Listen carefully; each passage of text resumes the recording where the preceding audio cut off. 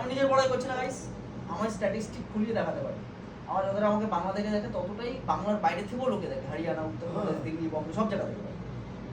তো আমি এই বাংলার কিছু ছেলেপুলেকে যারা আমাকে নিয়ে নেগেটিভিটি ছড়াচ্ছে, আমি এই নেগেটিভিটিটাকে আমি পুরো আমার প্যান ইন্ডিয়া অডিয়েন্সের কাছে কেন পৌঁছে দেবো, এটা আমার থট প্রসেস ছিল।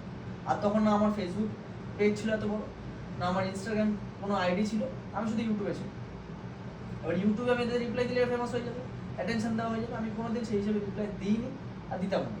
কিন্তু আমার উচিত ছিল একটা বাংলায় ভিডিও বানানো, যাতে বাঙালি অডিয়েন্সকে আমি ক্লিয়ার করতে পারি যে আমার সাইডটা কি, আমি কি বলতে চাইছি। আরে কোর্টে যখন মানুষকে তোলা হয় না, তখন যে আসামি হয় তার কথাটাও শোনা হয়, যে খুনি হয় তার কথাটাও শোনা হয়, কিন্তু আমি আমার সাইডটা রাখি। পাবলিক একতরফা বিচার করেছে, আমার একতরফা শুনে বিচার করা হয়েছে। আমার ছোট ছোট ক্লিপ তুলে, আমার বলে না অর্ধেক সত্যি মিথ্যার থেকেও খাতারনাক হয়, সেটাই আমার সাথে হয়েছে। যে আমার অর্ধেক সত্যিগুলোকে তুলে তুলে মিথ্যার থেকেও ভয়ানক সত্যি বানিয়ে আমার ইমেজটাকে খারাপ করে।